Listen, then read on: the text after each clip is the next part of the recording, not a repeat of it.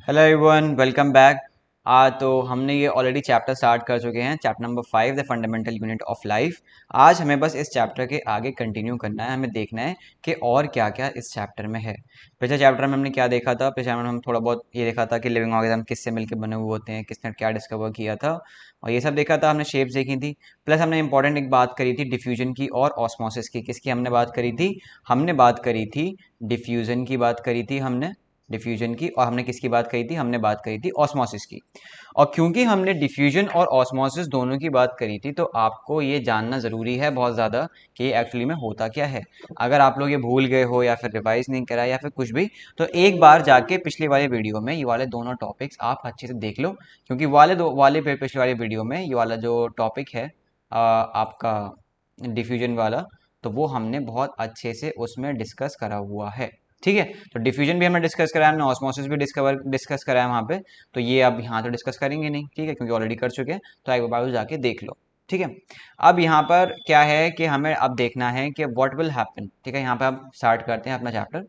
What will happen if you put an animal cell or a plant cell into a solution of sugar or salt in water. ठीक है, अब ये देख लेते हैं और ऐसे हमारा थोड़ा रिविजन भी हो जाएगा। आई होप कि आप सब लोगों को ये बातें समझ में आए अब।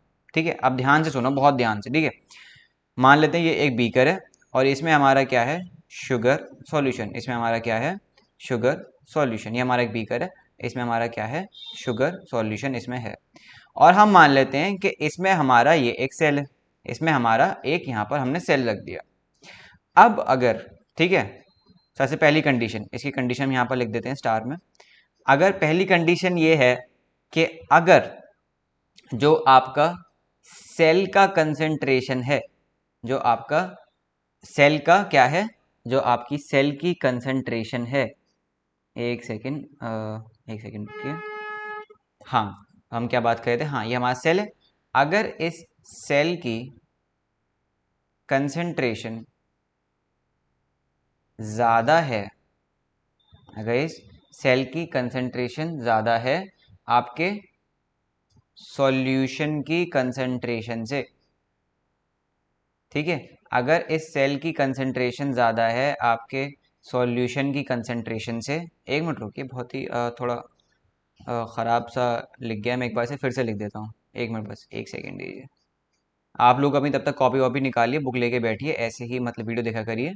ठीक है, जो बच्चे लेके बैठे हैं, बहुत सी बात, जो बच्चे नहीं लेके बैठे हैं वो प्लीज़ अपनी या तो कॉपी निकाल लें या कुछ भी लिखने के लिए निकाल लें। ठीक है, चलिए हम शुरू करते हैं। ठीक है, तो हम क्या देख रहे थे कि अगर आपकी सेल की कंसंट्रेशन, अगर आपकी सेल की कंसंट्रेशन ज़्यादा है, is greater than that of आपकी किसकी कंसंट्रेशन? जो आपकी सॉल्यूशन की कंसंट्रेशन है, जो आपकी सॉल्यूशन की कंसंट्रेशन है, अगर उससे ये ज़्यादा है तो सेल क्या होगा बताओ? अगर सेल कंसंट्रेशन ज़्यादा है, हमारे जो सेल है ये वाला, ये हमारा सेल है ये वाला, अगर इसकी कंसंट्रेशन ज़्यादा है बाहर के कंसंट्रेशन से, तो क्या होगा? तो बताओ क्या होगा? कि जो आपके हायर से लोअर जाता है। देखो, जो भी चीज़ें हैं, जो आपका फ्लो ऑफ सॉल्वेंट होता है, फ्लो ऑफ सॉल्यूट है, वो कहाँ जाता है? हाई से जाता है लो की तरफ। कहाँ जाता है? हाई से लो की तरफ। तो कहाँ से कहाँ मूवमेंट होगा? मूवमेंट आपका इस कंडीशन में होगा from cell to solution, from cell to solution. और मान लेते हैं पानी निकलता रहा निकलता, क्योंकि सॉल्यूशन बहुत ज़्यादा है। अब यहाँ से पानी बाहर निकल रहा है, यहाँ से ये चीज़ बाहर निकल रही है, निकल रही है, निकल रही है, यहाँ भी निकल रही है। तो अब यहाँ पर क्या होगा? आपका सेल क्या हो जाएगा? श्रिंक हो जाएगा। क्या हो जाएगा? श्रिंक हो जाएगा, क्योंकि सेल के अंदर से पानी बहुत ज़्यादा निकल गया ना। अब एकदम से सेल निकल गया, पहले सेल ऐसा था, पानी निकल गया तो सेल ऐसा हो गया। ठीक है, पानी निकलता जा रहा है, ये और इसकी शेप खराब होती जा रही है। तो सेल क्या हो गया? आपका श्रिंक हो गया। श्रिंक होने के बाद क्या हो जाएगा? ये प्लाज्मोलाइज्ड। क्या हो जाएगा? ये प्लाज्मोलाइज्ड। प्लाज्मोलाइज क्या होता है कि बिल्कुल आपका एक पिचका हुआ सेल हो गया, उसके अंदर पानी, मतलब उसके अंदर कुछ ऐसा ऐसा पानी ही नहीं बचा, बिल्कुल एकदम ऐसा हो गया। मतलब मान लो तो ये ऐसा है, और मान लो प्लाज्मोलाइज आपका बिल्कुल ही ऐसे करके हो गया ये सेल। इसके अंदर कुछ भी नहीं है, पानी वानी इसके अंदर अब कोई सॉल्यूशन नहीं बचा। ठीक है, तो अगर आपकी सेल की कंसेंट्रेशन ज्यादा है बाहर के सॉल्यूशन की कंसेंट्रेशन से, तो आपके सेल के अंदर से मूवमेंट होगा बाहर की तरफ। मूवमेंट कहां से कहां होगा? सेल के अंदर से सॉल्यूशन की तरफ। और जब सेल से सॉल्यूशन में चीजें जाने लगेंगी तो सेल की शेप कैसी होने लगेगी? पहले श्रिंक हो जाएगा सेल, श्रिंक होने के बाद ये क्या हो जाएगा? प्लाज्मोलाइज। क्या हो जाएगा? ये प्लाज्मोलाइज। इस चीज को हमें ध्यान में रखना है। ठीक है, तो ये तो पहली कंडीशन हो गई कि आपकी सेल की कंसेंट्रेशन ज्यादा है वो सॉल्यूशन की कंसेंट्रेशन से। व्हाट इफ के रिवर्स हो, व्हाट इफ के रिवर्स हो कि मान लेते हैं अब आपकी जो सेल की कंसेंट्रेशन है वो क्या है, अब वो लेस देन है किसी कंसेंट्रेशन से, सॉल्यूशन की कंसेंट्रेशन से। अब आपकी पहले किसकी ज्यादा थी, सेल की ज्यादा थी, अब किसकी ज्यादा है, अब आपके सॉल्यूशन की ज्यादा है। अब मूवमेंट कहां से कहां होगा, अब मूवमेंट कहां से कहां होगा, अब मूवमेंट होगा from solution into the cell, solution से सेल की तरफ मूवमेंट होगा। अब क्योंकि आपका ये मान लो ये बीकर है, ठीक है, बना लेते हैं यहाँ पर ये सेल है, बाहर कंसेंट्रेशन ज़्यादा है। अब जो बाहर से जो मूवमेंट होगा वो अंदर जाएगा, बाहर से जो भी आपका सॉल्यूशन होगा वो अंदर की तरफ जा रहा होगा। अंदर की तरफ क्यों जा रहा होगा, क्योंकि अंदर की तरफ क्यों जा रहा होगा, क्योंकि बाहर की कंसेंट्रेशन ज़्यादा है अंदर ही कम है। तो उसे बैलेंस आउट करने के लिए आपका मूवमेंट होगा सॉल्यूशन से सेल की तरफ। कहाँ से कहाँ होगा, सॉल्यूशन के सेल की तरफ। अब ये बताओ, अब ये सेल है हमारा ये वाला, अब इस सेल के अंदर कुछ चीजें आ रही हैं तो ये क्या हो जाएगा, सेल आपका हो जाएगा ऐसा हो जाएगा, फूल जाएगा। और तो इसे हम कहते हैं सेल क्या हो जाता है, स्वेल कर जाता है। सेल क्या हो जाता है, स्वेल कर जाता है।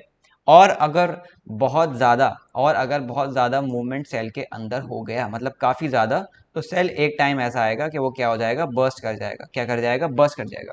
आप एक बात बताओ, आप एक मान लो बैलून है, बैलून क्या हवा हवा डाल रहे हो, बड़ा होता है, बड़ा हो रहा है, बड़ा हो रहा है, बड़ा हो रहा है। आप हवा डालते ही गए, आप रुके ही नहीं, रुके ही नहीं, तो क्या होगा, एंड में जाके बैलून क्या हो जाएगा, फट जाएगा। बैलून क्या हो जाएगा, फट जाएगा। वैसे ही आपको सेल ने मान लो कंसंट्रेशन बढ़ रही है, बढ़ रही है, बढ़ रही है, बढ़ रही है, लेकिन वो इतनी लिमिट के बाहर बढ़ गई कि अब उसकी सेल मेम्ब्रेन उस केपेबल नहीं है कि उसे वो बर्स्ट होने से बचा ले।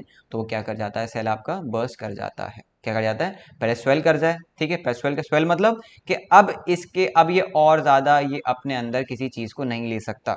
लेकिन अभी भी अगर उसके अंदर वो सॉल्यूशन का मतलब जो अभी भी कंसेंट्रेशन बाहर की ज़्यादा है, तो अभी भी उसके अंदर क्या होगा, मूवमेंट बना रहेगा। और मूवमेंट बना रहेगा तो एक टाइम ऐसा आ जाएगा, सेल क्या कर जाएगा, बर्स्ट कर जाएगा। सेल क्या कर जाएगा, बर्स्ट कर जाएगा।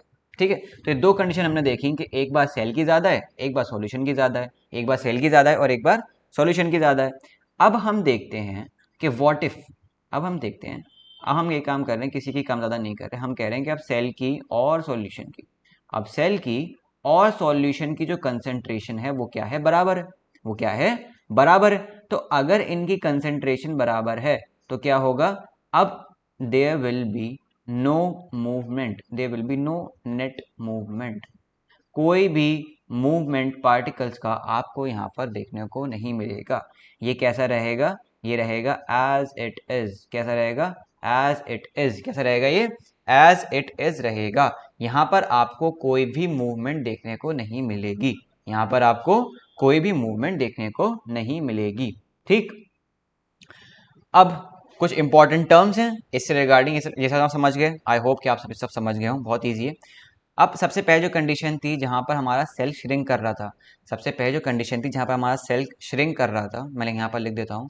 फर्स्ट कंडीशन जो थी उसे हम जो वैसा सॉल्यूशन होता है, जो वैसा जो आपका ये सॉल्यूशन होगा, इस सॉल्यूशन को क्या हम कहते हैं, इसे हम कहते हैं हाइपरटोनिक सॉल्यूशन।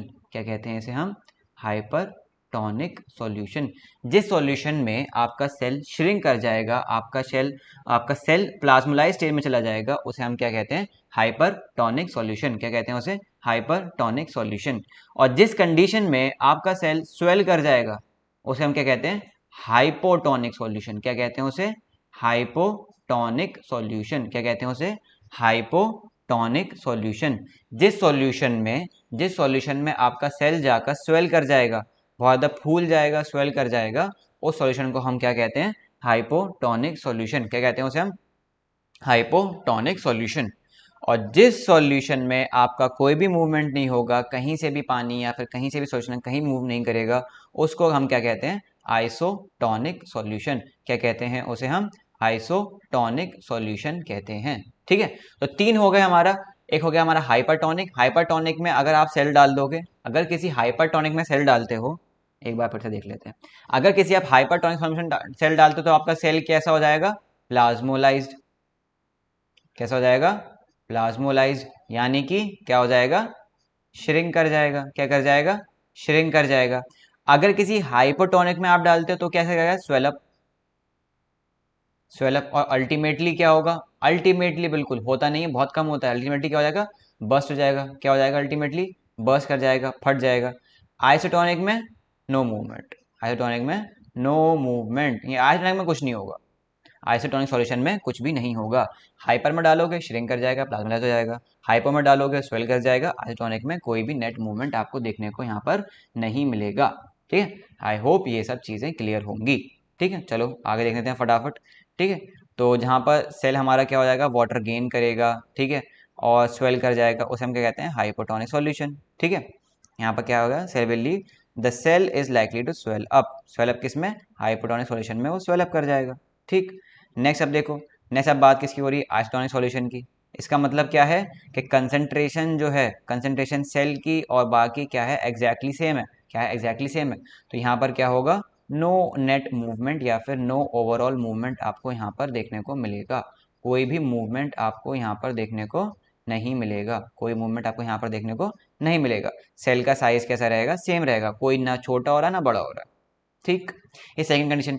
अब इसमें थर्ड क्या दिया हुआ है आपको, थर्ड दिया हुआ है आपका हाइपरटोनिक। हमने देखा था हाइपरटोनिक में क्या होता है, हमने देखा था हाइपरटोनिक में क्या होता है, तो हमने क्या देखा था हाइपरटोनिक में, बताओ, रिमेंबर, याद करो। अभी देखा हाइपरटोनिक, हाइपरटोनिक में क्या था कि जो आपकी कंसंट्रेशन है, किसकी, जो आपकी कंसंट्रेशन है वाटर की सेल में, वो क्या है, वो क्या है, ज़्यादा है, वो ज़्यादा ज़्यादा किससे, सॉल्यूशन से। ठीक है, उसे हम क्या कहते हैं, हाइपरटोनिक, कि आपकी सेल की ज़्यादा है, सॉल्यूशन की कंसंट्रेशन कम है। तो यहाँ से क्या होगा, वाटर बाहर निकलना शुरू कर जाएगा, और अगर वाटर बाहर निकलेगा तो सेल क्या कर जाएगा, श्रिंक कर जाएगा, सेल क्या कर जाएगा, श्रिंक कर जाएगा। ठीक है, ये चीज़ हमें ध्यान रखनी है। चलो आगे देखते हैं। Unicellular freshwater organisms and most plant cells tend to gain water through osmosis. Water gain करते हैं osmosis के through. Absorption of water by plant root is also an example of osmosis. ठीक है, ये दो examples आपको यहाँ पर दिए हुए हैं osmosis के, इसे आप अच्छे से ध्यान में रखें। ये दो जो आपको दिए हुए हैं इसे आप अच्छे से ध्यान में रखें। ठीक है, चलो आगे देखते हैं। Thus differentiation is important in exchange of gases and water. Gases और water के exchange में diffusion बहुत important role play करता है। क्यों important role play करता है, कि क्या ज़रूरत पड़ती है इसकी, क्योंकि आपको ध्यान रखना है कि सब चीज़ें पास कहाँ से हो रही हैं, सब चीज़ें पास कहाँ से हो रही हैं, प्लाज्मा मेम्ब्रेन से। सब चीज़ें पास कहाँ से हो रही हैं, प्लाज्मा मेम्ब्रेन से पास हो रही हैं। तो अगर सब चीज़ें प्लाज्मा मेम्ब्रेन से पास हो रही हैं, और प्लाज्मा मेम्ब्रेन कैसी होती है, कैसी होती है प्लाज्मा मेम्ब्रेन, सिलेक्टिवली, कैसी होती है, सिलेक्टिवली परमिएबल, कैसी होती है, सिलेक्टिवली परमिएबल मेम्ब्रेन होती है, यानी कि बहुत ज़्यादा सिलेक्टेड चीज़ें ही इसके अंदर और इसके बाहर जा सकती हैं। प्लाज्मा मेम्ब्रेन के बहुत सिलेक्टेड चीज़ें अंदर और बाहर जा सकती हैं, इस वजह से उसमें हमारे जो कुछ वाटर हो, मतलब वाटर होता है हमारा, इसमें सिलेक्टेड चीज़ें हैं, कुछ गैसेज होती हैं। तो क्योंकि ये चीज़ हमारी इतनी ज़्यादा मतलब सिलेक्टिव होती है, इस वजह से हमें ऑस्मोसिस के प्रोसेस का इस्तेमाल करना पड़ता है। ठीक है, तो ताकि वो जो मूवमेंट है वो आसानी से हो जाए। ठीक है, चलो, different molecules move in and out of the cell through a type of transport requiring of the energy. ठीक है, तो कुछ में मतलब ज़रूरत होगी किसी, अगर हो सकता है किसी ट्रांसफर में ज़रूरत हो एनर्जी की, और हो सकता है किसी ट्रांसफर में एनर्जी की ज़रूरत ना हो। ठीक है, वो दोनों चीज़ें हो सकती हैं। The plasma membrane is flexible, plasma membrane कैसी होती है, फ्लेक्सिबल होती है, और मतलब और किससे मिलकर बनी होती है, लिपिड्स और प्रोटीन्स, लिपिड्स और प्रोटीन्स। लिपिड्स को आप और क्या कहते हो, लिपिड्स को आपको और क्या कहते हो, फैट्स, क्या कहते हो उसे, फैट्स। तो आपकी जो प्लाज्मा मेम्ब्रेन किससे मिलकर बनी होती है, फैट से और प्रोटीन से। We can observe the structure of plasma membrane only under electron microscope. Normal microscope के आप नहीं दे सकते, आपको इलेक्ट्रॉन माइक्रोस्कोप की ज़रूरत है अगर आपको प्लाज्मा मेम्ब्रेन का स्ट्रक्चर देखना है। ठीक है, the flexibility of cell membrane also enable the cell to engulf in food. ठीक है, फूड को एनगल्फ करने में हेल्प करती है ये। ठीक है, अदर में मतलब such process is known as endocytosis, क्या कहलाता है, endocytosis. Amoeba acquires its food through such process. ठीक है, तो इसे क्या कहते हैं, एंडोसाइटोसिस कहते हैं। एक बार देख लेते हैं एंडोसाइटोसिस, के अलग से ना देखना पड़े। ठीक है, या फिर एक काम करना, आप सब लोग जो जो ये वीडियो देख रहे हो, वो आप इसकी डाउट क्लास में आना, अब वो आप इसकी डाउट क्लास में आना और मुझसे वहाँ पर ये वाला क्वेश्चन करना कि सर एंडोसाइटोसिस क्या होता है, अब यहाँ बता दीजिए। अब देखो यहाँ पर हम ये क्यों रख रहे हैं कि एंडोसाइटोसिस मैं आपको वहाँ बताऊँगा, ताकि आप वो डाउट क्लास भी अटेंड करो, क्योंकि यहाँ तो सिर्फ आपको क्या है, यहाँ मैं सिर्फ थ्योरी पढ़ा रहा हूँ, यहाँ मैं क्या पढ़ा रहा हूँ, सिर्फ थ्योरी पढ़ा रहा हूँ। वहाँ पर हम क्वेश्चन प्रैक्टिस करेंगे, वहाँ पर हम क्या करेंगे, वहाँ पर हम क्वेश्चन को प्रैक्टिस करेंगे। और क्योंकि हम यहाँ पर क्वेश्चन को प्रैक्टिस करेंगे तो ये वाली जो क्लास है वो बहुत इंपॉर्टेंट है और आप सब लोग उसमें प्रेजेंट होना, ठीक है। तो अब हम शुरू करते हैं सेल के डिफरेंट डिफरेंट पार्ट्स को पढ़ना। सबसे पहले हम पढ़ेंगे सेल वॉल। अब सबसे पहले सेल वॉल हम क्यों पढ़ रहे हैं, क्या ज़रूरत है हमें सबसे पहले सेल वॉल पढ़ने की भाई? कौन बताएगा कि सबसे पहले सेल वॉल क्यों पढ़ रहे हैं? देखो, बहुत सिंपल सा लॉजिक देता हूँ। एक मान लेते हैं मैं आपसे कहूँ, ठीक है, शुरू करते हैं कि आप मतलब एक एक हम कोशिश करते हैं, हम स्टडी करनी है हमें किसी चीज़ की। मान लेते हैं हमें एक घर की स्टडी करनी है, हमें एक घर की स्टडी करनी है, हमें एक घर की स्टडी करनी है। और ये जो घर है, मान लेते हैं ये घर है, ठीक है, ये रहा घर। हमें एक घर की स्टडी करनी है, ठीक है। अब सबसे पहले ये मान ले, ये गेट है इसका, मान लेते हैं ये गेट है इसका, ठीक है। मेरी थोड़ी ड्राइंग या फिर मेरी आर्ट इतनी अच्छी नहीं है तो उससे थोड़ा फॉरगिव करें, ठीक है। तो मान लेते हैं ये हमारा हमारा क्या है, हमारा ये एक हाउस है, एक घर है, हमें इसकी स्टडी करनी है। तो सबसे पहले जब आप इस घर को देखोगे तो आपको क्या दिखेगा, आपको दिखेगी ये वॉल। आपको क्या दिखेगी, चलो इसे किसी और से कलर ले लेते हैं, हाँ। तो आपको दिखेगा क्या, ये दिखेगी वॉल। क्या दिख रही है, ये वॉल दिख रही है आपको, ये चारों तरफ, मतलब एक मेन बाउंड्री है। घर की एक मेन बाउंड्री होती है ना, आप लोगों का घर होगा, आपके घरों की भी मेन बाउंड्री होगी, क्यों, सही कह रहा हूँ? तो ये जो घर है, ठीक है, इसकी भी एक मेन बाउंड्री है, इसकी भी मेन बाउंड्री है हमारी, ये रही, ये मान लेते हैं ये हमारी क्या है, मेन बाउंड्री है, ठीक है। ये मेन बाउंड्री, पहले हमने घर देखा कि अच्छा ठीक है घर ही है। अब हमें देखा है घर में एंटर कहाँ से करें हम, घर में मेन बाउंड्री में देख ली, घर में एंटर कहाँ से करें, घर में हम एंटर करेंगे यहाँ से, ठीक है। तो ये सेल, ये क्या है, सेल कह रहा हूँ, ये इसका क्या है, घर का गेट है, ठीक है। एक गेट मतलब इसे आप कह दो एंट्रेंस, क्या कहते हो उसे, ये एंट्रेंस है, एंट्रेंस स्लैश एग्जिट। भाई अंदर गए हो बाहर भी तो आओगे, ठीक है। तो ये हमारा क्या है, ये एंट्रेंस स्लैश एग्जिट है हमारे घर की। अब जब आप घर में एंटर करोगे तब आप देखोगे कि घर जो है वो अलग अलग पार्ट्स में बटा हुआ है। घर के अंदर अलग अलग पार्ट्स हैं, एक किचन है, एक बेडरूम है, एक ड्राइंग रूम है, एक कोई आपका प्लेइंग रूम है, एक आपका कोई स्टडी रूम है, एक आपका बस ऐसी लॉबी है एक, ठीक है, ये लॉबी मान लेते हैं, ये लॉबी है। तो आपने पहले क्या देखा, आपने पहले देखा है घर की मेन बाउंड्री है, फिर घर की एक एंट्रेंस एग्जिट है यहाँ पर मेन, और फिर क्या है कि आप घर के अंदर गए तो अलग अलग कंपार्टमेंट बटे हुए हैं अलग अलग चीज़ों के लिए, ठीक है। बेडरूम है, किचन है, ड्राइंग रूम है, लॉबी, हॉल, ये सब चीज़ें ये अलग अलग बटी हुई हैं, ठीक है। तो इसी तरह से हम क्या पढ़ेंगे, सेल पढ़ेंगे। अब ये मान लो ये आपका सेल होता, तो सेल की जो मेन बाउंड्री होती है उसे हम क्या कहते हैं, सेल की मेन बाउंड्री होती है हम क्या कहते हैं, सबसे बाहर जो होती है, सबसे बाहर होती है हमारी सेल वॉल। सेल वॉल कितने प्रेजेंट होती है, मुझे आप बताओ।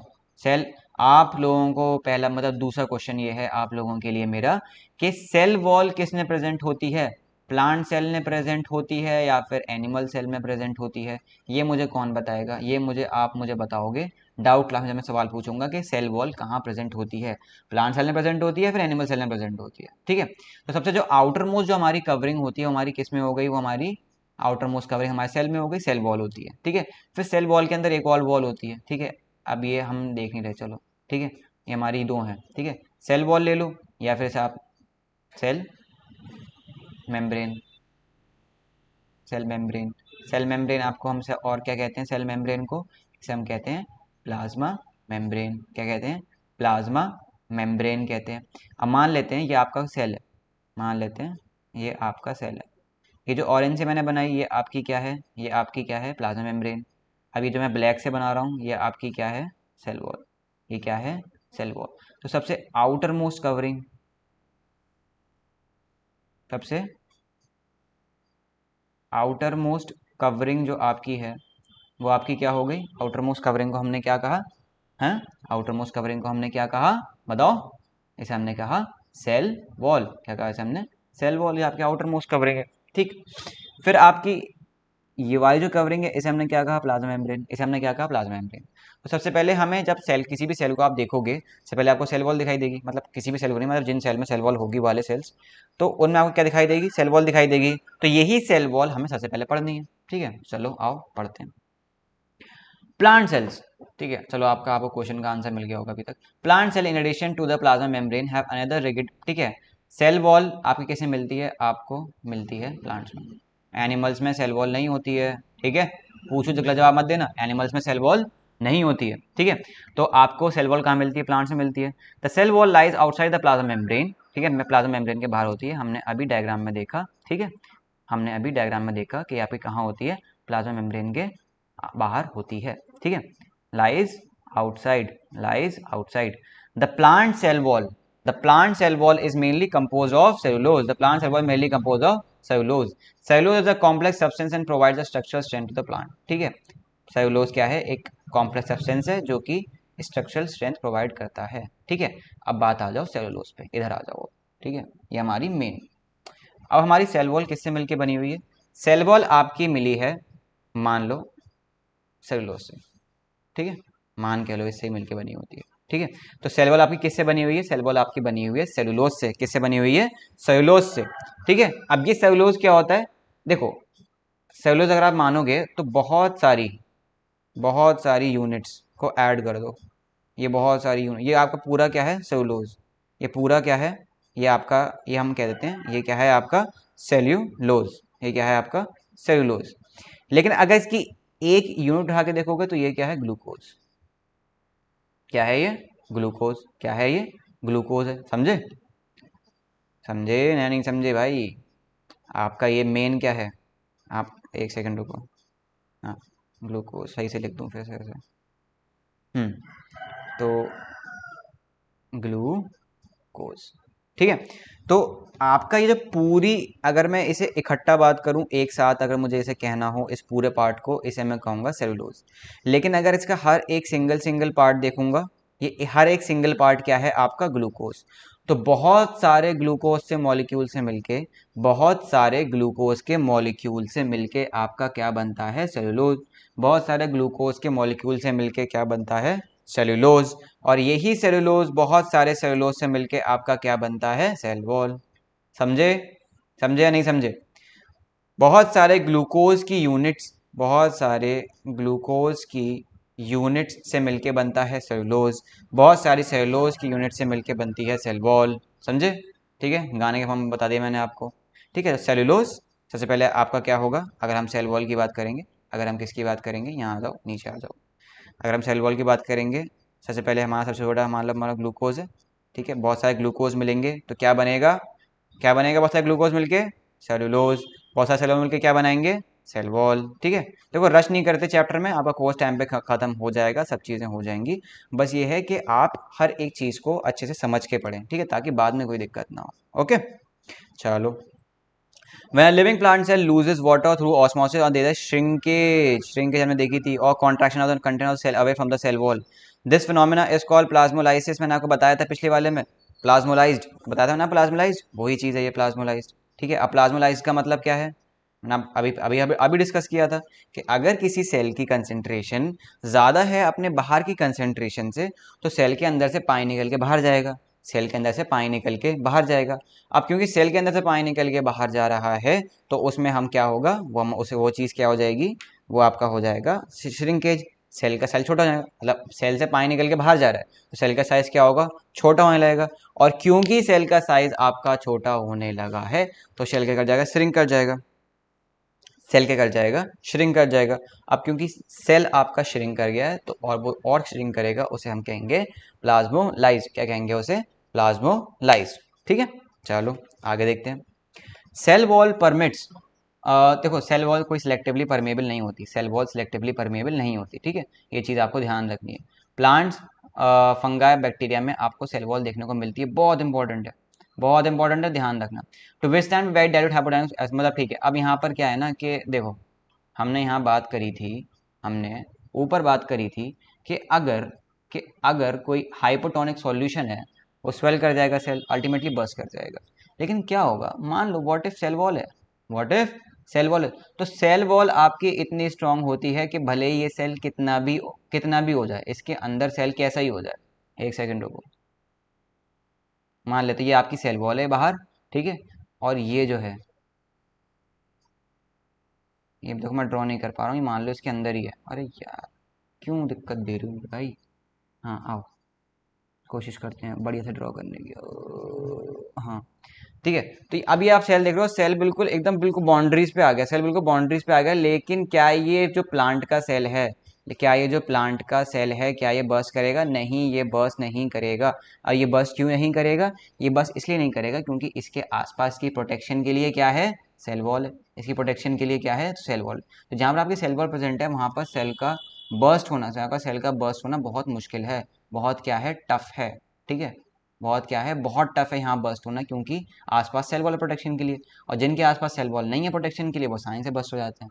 ठीक है, तो ये आपके जो आपके हाइपोटोनिक सॉल्यूशन होते हैं जहाँ पर सेल का बर्स्ट होने का खतरा रहता है, तो वहां पर आपका सेल वॉल बहुत हेल्प करता है। ठीक है, the cells swells building up pressure against the cell wall, the wall exert equal pressure against the swollen cell because of their wall such and cell with, मतलब है क्योंकि उनकी सेल वॉल होती है, इस वजह से वो इतना ज्यादा प्रेशर झेल लेते हैं, इतना चेंजेस झेल लेते हैं। ठीक है, then animal cells, animal cells को इतना प्रेशर दोगे तो नहीं झेल पाएंगे, वो बर्स्ट कर जाएंगे।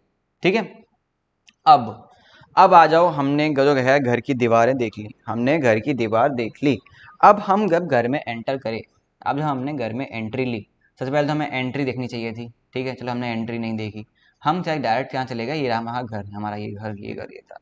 अब जब घर में जाने के बाद हम देखा सबसे मेन एरिया कौन सा, सबसे पहले मेन जगह शुरुआत करेंगे। सर हमने हमने क्या देखा, हमने देखा ये क्या है भाई? ये है आपका घर का मेन एरिया, कौन सा होता है भाई? बेडरूम, सोने के लिए है भाई, चलवा लो बस सबको, है किचन। ठीक है, मैं तो मानता हूँ किचन होता है, आपको लगता है कुछ और होता तो मुझे बता देना, क्योंकि यहाँ पर किचन में मिलता है खाना, खाना मुझे है बहुत पसंद। ठीक, तो यहाँ पर आपका किचन होता है, तो किचन को हम मान लें, किचन में हमारा मुझे खाना मिलता है, तो मुझे, मेरे लिए किचन सबसे मेन इंपॉर्टेंट है। ठीक है, अब किसी सेल में जाओगे, अगर आप मान लेते हैं हम इस सेल में गए थे ना, अब इस सेल में जब हम गए, हमने सेल में देखा एक बीच सेंटर में कुछ तो है, यहाँ पर बीच सेंटर में हमें कुछ तो दिखाई दे रहा है। और ये बीच सेंटर में हमें क्या दिखाई देता है, क्या क्या इंपॉर्टेंट चीज़ है ये है हमारा न्यूक्लियस। क्या है ये? न्यूक्लियस। ठीक है, समझे? तो हमारा क्या दिखाई दे रहा है, हमें न्यूक्लियस दिखाई दे रहा है। अब हमें न्यूक्लियस ही पढ़ना है। ठीक है चलो, ओके, ठीक है, यहाँ पर न्यूक्लियस के बारे में कुछ नहीं दिया, यहाँ पर एक्टिविटी दी हुई है, नीचे आ जाओ न्यूक्लियस के बारे में पढ़ने में। ठीक है, the nucleus, the nucleus has a double layered covering called nuclear membrane. ठीक है, the nuclear membrane has pores which allow the transfer of material from inside the nucleus to outside, that is thus to the cytoplasm, and we talk about in this section. ठीक है, अब इस section में जो आपको पढ़ना है ना, देखो एक पैराग्राफ में बहुत सारी बातें कह दी हैं, एक पैराग्राफ में बहुत सारी बातें कह दी हैं, हम कोशिश करेंगे हर एक बात को डाइसेक्ट करने की। ठीक है, हर एक बात को डाइसेक्ट करने की हम यहाँ पर कोशिश करेंगे। आ जाओ चलो, ये हमारी ये बहुत, ये हमारा व्हाइट बोर्ड बहुत काम का है। तो न्यूक्लियस सबसे पहले उसने लिखा डबल लेयर है। न्यूक्लियस क्या है? डबल लेयर्ड है। अब भाई न्यूक्लियस डबल लेयर्ड क्यों होता है? न्यूक्लियस डबल लेयर्ड क्यों होता है? क्यों ऐसा क्यों है कि न्यूक्लियस के आसपास डबल लेयर है? मैंने आपको क्या बताया कि सेल का सबसे इंपॉर्टेंट हिस्सा कौन सा है? न्यूक्लियस। सेल का सबसे इंपॉर्टेंट हिस्सा कौन सा है? न्यूक्लियस। और न्यूक्लियस इतना इंपॉर्टेंट है तो उसे प्रोटेक्शन की जरूरत है। अब इंपॉर्टेंट भारी बात आई, इंपॉर्टेंट क्यों है? क्योंकि इसके अंदर क्या होता है? डीएनए। क्या होता है? डीएनए, जेनेटिक मटेरियल होता है आपका भाई। क्या होता है? Genetic material. डीएनए का क्या काम होता है? फादर से, मदर से अपने बच्चे में जाना, जो भी आपके कैरेक्टरिस्टिक्स हैं, आपकी हाइट, आपका कलर, आपके बालों का कलर, आपका बिहेवियर, वो सब आपके मतलब जेनेटिकली मतलब डिफाइंड है। वो आपके या तो पापा से आया, मम्मी से आया है, या तो पापा से आया या मम्मी से आया है, राइट। तो वो जो चीज़ें हैं कि आपकी टॉलनेस आपके पापा से आ गई, मान लो आके, मतलब आप मान लेते हैं हेयर कलर आपकी मम्मी से आ गया, तो ये सब कहाँ इन्फॉर्मेशन लिखी हुई होती है? ये सब हमारा लिखा होता है डीएनए पर, क्योंकि डीएनए ही क्या है? हमारा जेनेटिक मटेरियल है। तो जब ये इतनी इंपॉर्टेंट चीज़ हमारे न्यूक्लियस के अंदर होती है, तो इस वजह से हमें न्यूक्लियस को एक्स्ट्रा प्रोटेक्शन देनी पड़ती है। तो एक्स्ट्रा प्रोटेक्शन हम कैसे देते हैं? डबल लेयर करके। ठीक है, आप समझे आप? तो न्यूक्लियस को हम इतनी प्रोटेक्शन हम क्यों दें न्यूक्लियस को? क्योंकि न्यूक्लियस के अंदर क्या है? जेनेटिक मटेरियल है, डीएनए है न्यूक्लियस के अंदर।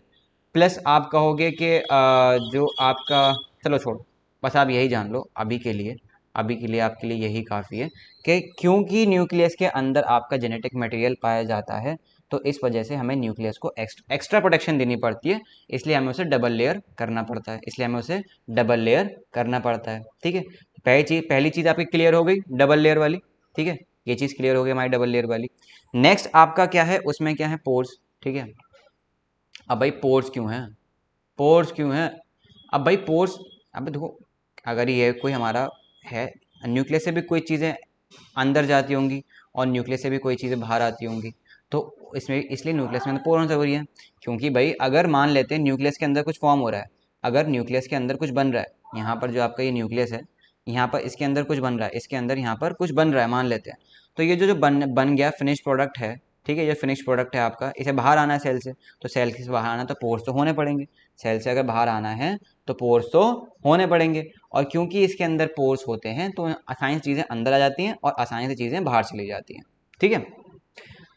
अब इसमें एक वर्ड आया यहाँ पर साइटोप्लाज्म, मुझे लगता है कि मैं पहले डिफाइन कर चुका हूँ कि साइटोप्लाज्म होता क्या है, फिर भी हम एक बार देख लेते हैं कि साइटोप्लाज्म आपका क्या होता है, ठीक है। इसे हम कहीं साइड में यहाँ पर देखेंगे, ठीक है, यहाँ से हाँ यहाँ कहीं साइड में देखते हैं कि साइटोप्लाज्म क्या होता है।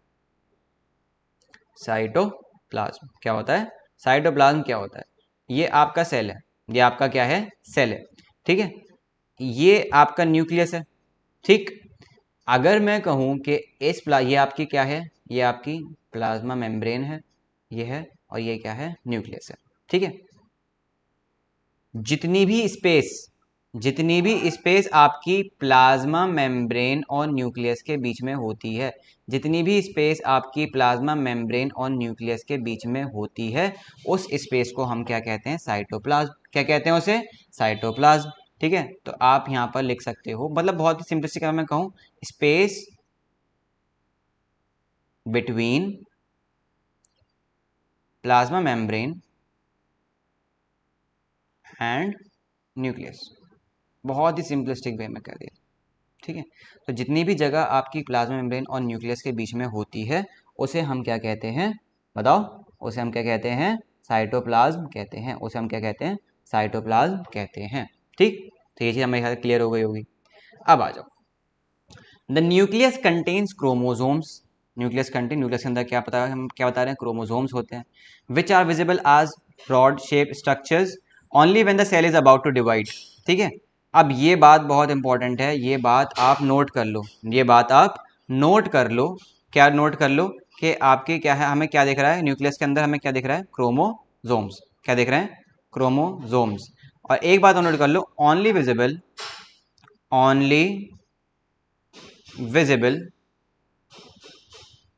एक सेकेंड रुकिए, एक सेकेंड, हाँ चलिए शुरू करें, थोड़ी डिस्टर्बेंस हो गई थी, फिर मैं थोड़ा पॉज कर दिया था। हाँ हम कहाँ पर थे, हाँ क्रोमोसोम्स। तो क्रोमोसोम्स में हम आपको ध्यान रखना है, ओनली विजिबल, ठीक है। यहाँ पर आप ध्यान से देखो, यहाँ पर क्या लिखा है, ओनली विजिबल, यह बहुत इंपॉर्टेंट पॉइंट है। क्रोमोसोम कब दिखता है आपको, only visible when cell is about to divide, only visible when cell is about to divide, जब आपका सेल डिवीजन के लिए जाता है, जब आपका सेल डिवाइड होने के लिए जाता है, ठीक है, तभी आप क्रोमोसोम्स को देख सकते हो, वरना आप क्रोमोसोम्स को नहीं देख सकते, ठीक है। तो ये पॉइंट बहुत इंपॉर्टेंट है, आपको ध्यान में रखना है कि जब भी आपका सेल डिवाइड होने के लिए जाएगा, तभी आप क्रोमोसोम्स को देख सकते हो, वरना आप क्रोमोसोम्स को नहीं देख सकते, ठीक है। चलो आगे देख लेते हैं। हाँ, chromosomes contain information for inheritance of characters from parents to next generation, ठीक है। अब मैंने आपको बताया था, ठीक है। अब क्रोमोसोम्स के पास कैसी इंफॉर्मेशन होती है, क्रोमोसोम्स के पास कैसी इंफॉर्मेशन होती है, क्रोमोसोम्स के पास इंफॉर्मेशन होती है आपके कैरेक्टर्स की, from parents to next generation में जो आपके जो चीज़ें जानी जाएंगी, उनकी इंफॉर्मेशन कहाँ होती है, क्रोमोसोम्स के पास। यानी कि हम एग्जाम्पल के लिए कि आप टॉल हो या शॉर्ट हो, ठीक है, या फिर ऐसे नहीं, ऐसे मत देखो, आप इस चीज़ को देखो, एक सेकेंड, हाँ यहाँ पर आओ, आप इस चीज़ को ऐसे देखो कि हाइट, ठीक है, कलर, ठीक है, हाइट देख लो, कलर देख लो, अगर आप थोड़ा बहुत बिहेवियर की बात करोगे वो चीज़ आ जाएगी। तो ये जो कैरेक्टर्स हैं आपके, कि आपकी आइज़ कैसी होंगी, आपके ईयर्स कैसे होंगे, आपकी स्किन कैसी होगी, ऑयली होगी, ड्राई होगी, आइज़ किस कलर की होंगी, वगैरह वगैरह, ये सारे कैरेक्टर्स आके अगर कहीं इंफॉर्मेशन लिखी हुई है कि आप ये मतलब कैसे होगे इन सारे कैरेक्टर्स से, तो ये कहाँ पर लिखी हुई होती है, ये आपकी कहाँ लिखी हुई होती है, ये आपकी लिखी हुई होती है किस पे, कहाँ लिखी हुई होती है, ये आपकी लिखी हुई होती है क्रोमोसोम्स पे, कहाँ लिखी हुई होती है, क्रोमोसोम्स पे, ठीक है, क्रोमोसोम्स पे लिखी हुई होती है। ठीक, ये क्रोमोसोम्स हैं, यहाँ पर लिखी हुई है। यहाँ पर जो आपको डीएनए की फुल फॉर्म दी हुई है, अच्छे से ध्यान में रखें, बहुत इंपॉर्टेंट है। ठीक है, डीऑक्सी न्यूक्लिक एसिड। ठीक है, इंपॉर्टेंट मतलब ये आसान है, ठीक है, मुश्किल नहीं है। डीऑक्सी न्यूक्लिक एसिड क्या पढ़ना है? डीऑक्सी न्यूक्लिक एसिड क्या पढ़ना है? Deoxy nucleic acid. डीएनए की फुल फॉर्म क्या है? Deoxy nucleic acid. ठीक है, क्या फुल फॉर्म है? Deoxy nucleic acid. ठीक है, कई बार बोला, मेरे साथ ही याद कर लेना। ठीक, ठीक है, तो आपका ये क्रोमोसोम्स हमें कहाँ मिलते हैं? आपका डीएनए के फॉर्म में होता है। ठीक है, chromosomes are composed of, chromosomes किसके मिलकर बने हुए होते हैं? DNA and protein. ये बहुत इंपॉर्टेंट पॉइंट है। यहाँ पर यहाँ पर जहाँ भी आप ये सब लिख रहे हो ना, यहाँ पे नोट्स, बेटा नोट्स रो बना लेना। ठीक है, ऐसा नहीं है सब पढ़ रहे हो और हवा हवा में देख रहे हो। ठीक है, क्रोमोसोम्स, क्रोमोसोम्स के लिए लिख लो, क्रोमोसोम्स किससे मिलकर बने होते हैं? Protein plus DNA, protein plus DNA से मिलके आपके क्रोमोसोम्स बने हुए होते हैं। ठीक है, डीएनए मॉलिक्यूल्स पे आपकी वही मैंने बताया था, इन्फॉर्मेशन सारी की सारी लिखी होती है डीएनए मॉलिक्यूल्स पे। ठीक है, फंक्शनल सेगमेंट्स ऑफ डीएनए। ठीक है, अब जीन्स। ठीक है, अब आप मेरे ख्याल से समझ रहे हो ना क्या है? ठीक है, समझ रहे हो ना क्या है? मान लेते हैं, देखो मैं आपको दिखा देता हूँ। थ्रेड लाइक क्रोमोसोम्स होते हैं आपके, ये क्रोमोसोम्स हैं। ठीक है, इस पे ये जो मान लेते हैं, ये जो चीज़ है, ये सर्किल सर्किल सर्किल, ये मान लेते हैं ये आपका डीएनए। ठीक है, तो बड़ा बड़ा कौन है? सबसे बड़ा कौन है? क्रो सॉरी, स्पेलिंग गलत हो जाएगी क्या? एक सेकंड रुको, स्पेलिंग ठीक कर लें। हाँ, हमें देखना है कि सबसे बड़ा कौन है, हमें देखना है सबसे बड़ा कौन है। सबसे बड़ा कौन है यहाँ पर हमारे लिए? अभी क्रोमोसोम्स। कौन है? क्रोमोसोम्स। ठीक है, फिर कौन है? डीएनए। ठीक है, क्रोमोसोम्स के ऊपर डीएनए है। ठीक है, डीएनए से और छोटा क्या है? जीन्स। डीएनए से और छोटा क्या है? जीन्स। यानी कि अगर ये नहीं, ये देखोगे तो आपका ये ऐसे करके होता है डीएनए, कुछ आपने स्ट्रक्चर देखा होगा, देखा देखा नहीं होगा ना, ऐसे करके ये मान लो ये है, और ये स्ट्रक्चर देखा हुआ होगा आपने, ये डीएनए का स्ट्रक्चर होता है। अब इस डीएनए पे छोटे छोटे वाले जो सेगमेंट है, मान लो ये पार्ट है, ये वाला, ये हिस्सा जो है, ये वाला पार्ट, ये जीन है, यहाँ से लेकर यहाँ तक ये जीन है, यहाँ से लेकर यहाँ तक ये जीन है, यहाँ से लेकर यहाँ तक ये जीन है। तो अब क्रोमोसोम्स ये आपके थ्रेड लाइक है, ये सर्कुलर सर्कुलर क्या है? डीएनए। अगर डीएनए को अलग से देखोगे वो ऐसा कुछ दिखेगा, बाहर ले आके देखोगे, और उसके अगर कोई छोटा छोटा पार्ट ले लो, डीएनए का छोटा छोटा पार्ट कट कर दो, तो ये जो सारे छोटे छोटे जो आपने पार्ट्स कट करे हैं, ये हमारे क्या हैं? यही हमारे क्या हैं? जीन्स हैं। ठीक है, सबसे पहले सबसे बड़ा कौन है? क्रोमोसोम्स। क्रोमोसोम्स के बाद डीएनए, डीएनए के बाद जीन्स।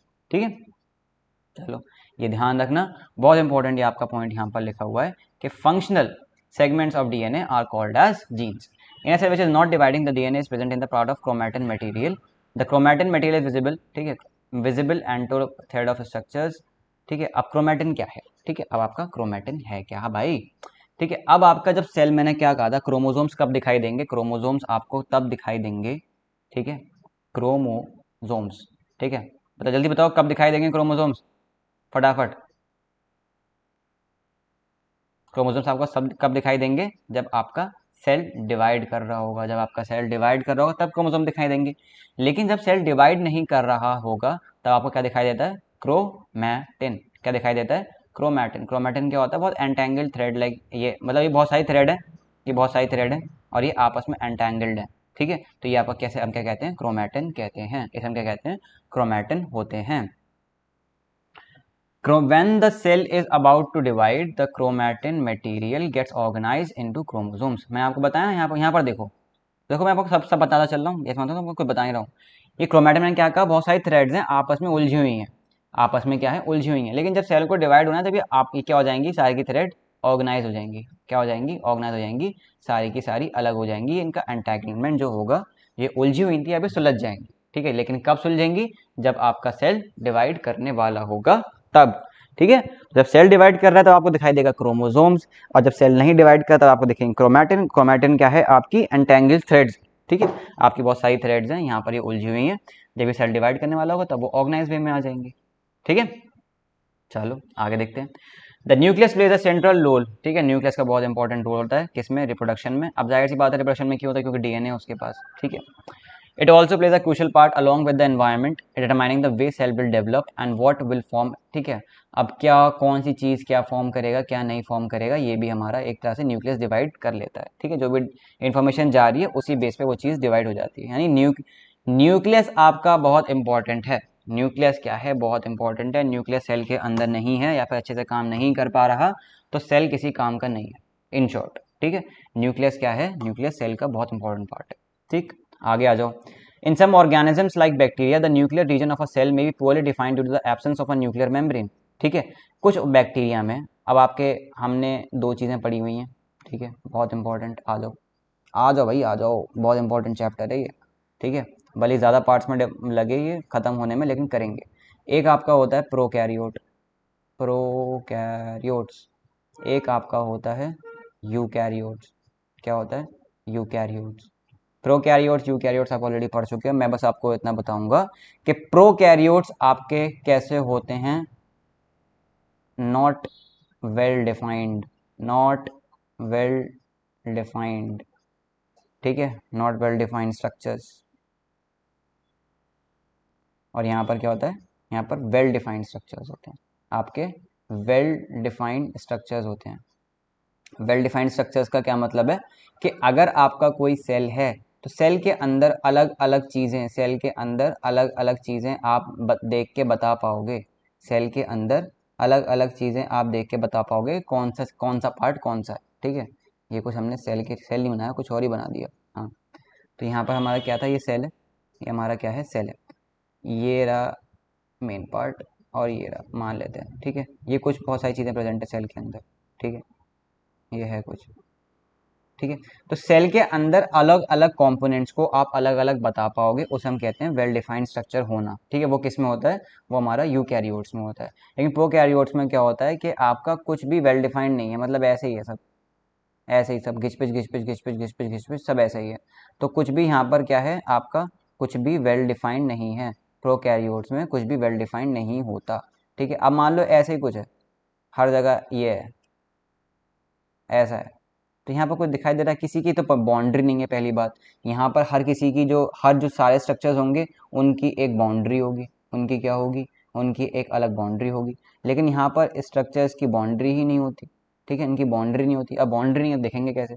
मान लो एक घर है, सबसे क्लियर एग्जाम्पल लो, एक घर है, घर के डिफरेंट डिफरेंट पार्ट्स हैं। आपका कमरा है, आपका मम्मी पापा का कमरा है। ठीक है, एक लॉबी है, किचन है, बाथरूम है, ये सब चीज़ें हैं, राइट। अगर मैं घर में से सारी इंटरनल दीवारें हटा दूं, अगर मैं घर से सारे दरवाजे हटा दूं तो सब कुछ एक ही हो जाएगा, फिर सब कुछ एक जैसा ही हो जाएगा। ठीक है, कोई दीवार ही नहीं है, पूरा पूरा सीधा लंबा हॉल दिखेगा, कोई प्राइवेसी नहीं होगी, सब कुछ खत्म हो जाएगा।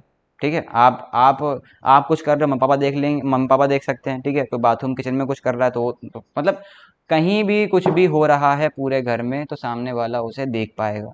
ठीक है, वो आसानी से क्या होगा, वो विजिबल होगा आसानी से। तो ये चीज़ जो होती है वो हमारे प्रोकैरियोट्स में, आप वही समझ लो कि प्रोकैरियोट्स में इनकी जो इंटरनल बाउंड्रीज होती हैं जो कि होनी चाहिए सेल में, वो नहीं होती, तो सब कुछ एक दूसरे में मिक्स होता है, तो हमारे प्रोकैरियोट्स होते हैं। ठीक है, तो प्रोकैरियोट्स का पहला एग्जाम्पल क्या है आपके पास, ये रहा बैक्टीरिया। क्या एग्जाम्पल है प्रोकैरियोट का, बैक्टीरिया एग्जाम्पल है, ध्यान में रखना है इसे। ठीक है, यहाँ पर चाहो तो बैक्टीरिया के ऊपर छोटा छोटा लिख लो, बैक्टीरिया पर छोटा छोटा लिख लो, प्रोकैरियोट। ठीक है, प्रोकैरियोट। ठीक है, हाँ जब आगे देखते हैं, defined to the absence of nuclear membrane. ठीक है, इनके आसपास, किसी के आसपास भी, किसी भी सेल ऑर्गेनील के आसपास कोई भी मेम्ब्रेन प्रेजेंट नहीं होती। Such an undefined nuclear region containing only nucleic acid is called a nucleoid. ठीक है, अब यहाँ पर क्या है, न्यूक्लियोइड हमने किसे कहा, मान लो प्रोकैरियोट है, यहाँ पर इसके सेंटर में कुछ तो है। ठीक है, बाउंड्री बाउंड्री नहीं है, लेकिन कुछ यहाँ पर हमें दिखाई दे रहा है कि कुछ है यहाँ पर बीच में। तो ये इस चीज़ को हम क्या कहेंगे, इसे हम कहेंगे न्यूक्लियोइड। क्योंकि हमने हमने क्या देखा था कि यहाँ पर बीच में हमें क्या मिलता है, वहाँ पर हमें बीच में क्या मिलता है, न्यूक्लियस मिलता है। अब इसके पास न्यूक्लियस होगा, न्यूक्लियस का मटेरियल होगा, लेकिन उसके आसपास बाउंड्री नहीं है। न्यूक्लियस के आसपास बाउंड्री नहीं है, तो हम बता नहीं पा रहे कि न्यूक्लियस है, वो है भी या नहीं है। तो ये जो रीजन है जहाँ हमें लग रहा है कि हाँ यहाँ पर ये न्यूक्लियस हो सकता है, तो इस रीजन को हम क्या कहेंगे, न्यूक्लियोइड कह देंगे। क्या कहेंगे, इस रीजन को हम न्यूक्लियोइड कह देंगे। ठीक है, समझ में आ रहा है। ठीक है, तो इन्हें हम क्या कहते हैं, प्रोकैरियोट्स। इन्हें हम क्या कहते हैं, प्रोकैरियोट्स। प्रो का मतलब होता है प्रिमिटिव और प्राइमरी। ठीक है, यानी बहुत पिछड़े हुए। कैरियोट्स का मतलब होता है न्यूक्लियस, ठीक है, यानी जिनके न्यूक्लियस का बहुत प्रिमिटिव न्यूक्लियस है, यानी बहुत पुराना न्यूक्लियस है, उसके आसपास बाउंड्री तक नहीं है, इतना पुराना न्यूक्लियस है, तो उन ऑर्गेनिजम्स को हम क्या कहते हैं, प्रोकैरियोट्स कहते हैं। क्या कहते हैं उन्हें हम, प्रोकैरियोट्स कहते हैं। और जिनके आसपास मेम्ब्रेन्स वगैरह होती हैं, न्यूक्लियर मेम्ब्रेन है, सारे स्ट्रक्चर्स के आसपास मेम्ब्रेन है, हर चीज़ वेल डिफाइंड है, आप हर चीज़ को देख के बता सकते हो ये चीज़ ये, ये चीज़ ये चीज़ ये, उसे हम क्या कहते हैं, यूकैरियोट्स कह देते हैं, ठीक है। तो प्रोकैरियोट्स में मैं बताया ना आपको, सारी की सारी क्या होती हैं, ऑल्सो लैक, ठीक है, साइटोप्लाज्मिक ऑर्गेनेल्स, ठीक है, उनके आसपास क्या होते हैं, साइटोप्लाज्म, इनके आसपास मेम्ब्रेन्स नहीं होती। Many function of such organelles are also perform by poorly organise part, ठीक है, अब कुछ है ही नहीं वहां पर ऑर्गेनाइज, तो वहां पर उल्टा सीधा ही होगा। The chlorophyll in photosynthetic prokaryote bacteria is associated with membranes, vesicles like structures, not with plastid as in eukaryote cells, ठीक है, कि उनमें जब देखो यहाँ पर क्या, अगर क्लोरोफिल को भी काम करना है तो उससे किस साथ काम करना पड़ रहा है, बैक्टीरिया के साथ काम करना पड़ रहा है ना, मतलब जैसे मतलब क्लोरोफिल है बैक्टीरिया में, तो उसे बस छोटी छोटी पॉलिथीन के बैग्स टाइप के हैं, ठीक है, बैग्स टाइप के उनके साथ काम करना पड़ा, एक प्रॉपर जो आपका स्ट्रक्चर होता है प्लास्टिड, एक प्रॉपर स्ट्रक्चर होता है आपका प्लास्टिड, उसके साथ काम नहीं कर पा रहा वो, ठीक है। अच्छा मैं आपको बता रहा हूँ डिटेल में ज़्यादा प्रोकैरियोट्स और यूकैरियोट्स, क्योंकि आप ऑलरेडी प्रोकैरियोट्स और यूकैरियोट्स पढ़ के आए हो, ठीक है, प्रोकैरियोट्स, प्रोकैरियोट्स और यूकैरियोट्स ऑलरेडी पढ़ के आए हुए हो, ठीक है। अगर आप प्रोकैरियोट्स और यूकैरियोट्स नहीं पढ़ के आए हो और आपको चाहिए कि मैं आपको प्रोकैरियोट्स और यूकैरियोट बहुत डिटेल में अच्छे से दोबारा फिर से पढ़ा दूं ताकि आपका इनका हर एक पार्ट कंप्लीट हो जाए, तो मुझे आप बता दिएगा, ठीक है, मुझे मैसेज करके ग्रुप पर बता दीजिएगा कि सर एक बार और पढ़ा दीजिए। और ये मुझे आप कब याद दिलाएंगे, बताइए, कब याद दिलाएंगे, डाउट क्लास में, कब आएंगे, डाउट क्लास में। डाउट क्लास आपकी कब होगी, आपको पता चल जाएगा, आपके पास नोटिफिकेशन आ जाएगी आपके डाउट क्लास की, और इस डाउट क्लास में सबको प्रेजेंट रहना है, सबको प्रेजेंट रहना है और आगे बताना है, ठीक है। तो एक काम करते हैं, यहाँ पर ये चैप्टर को हम यहीं रोकते हैं, ठीक है, ज़्यादा लंबा नहीं करते हैं, ज़्यादा लंबा लंबे नहीं खींचेंगे, भले ही कुछ पार्ट्स में हो जाए लेकिन इस चैप्टर को अच्छे से पढ़ेंगे, ठीक है। तो यहीं पर ये चैप्टर हम ख़त्म करते हैं, आपसे हम मिलेंगे आपकी नेक्स्ट क्लास में, तब तक के लिए अगर आपको ये सब चीज़ें अच्छी लग रही हैं तो मैं आपसे रिक्वेस्ट करूंगा कि आप सबसे जितने भी लोगों के साथ शेयर कर पाएँ उनके साथ ये प्लेटफॉर्म शेयर करिएगा और उनसे कहिएगा कि आप भी यहाँ पर आके एनरोल हो, अकेडमिक्स के साथ साथ हम सब चीज़ों पर हम यहाँ पर ध्यान देने की कोशिश करते हैं, ठीक है। सब चीज़ें आपको ध्यान में रखनी है कि आप शेयर भी करें, एनरोल भी करें और ज़्यादा से ज़्यादा लोगों को लेके आएँ और ज़्यादा से ज़्यादा लोगों को हमारे इस प्लेटफॉर्म के साथ जोड़ें, ठीक है। तो thank you so much for watching everyone. Please आप इस सबको शेयर करें और अच्छे से पढ़ाई पे ध्यान दें, अच्छे से रिवीजन करें, कोई भी दिक्कत हो हमसे कांटेक्ट कर सकते हैं, ओके। चलिए ठीक है, मिलते हैं आपसे आपकी नेक्स्ट क्लास में, थैंक यू सो मच।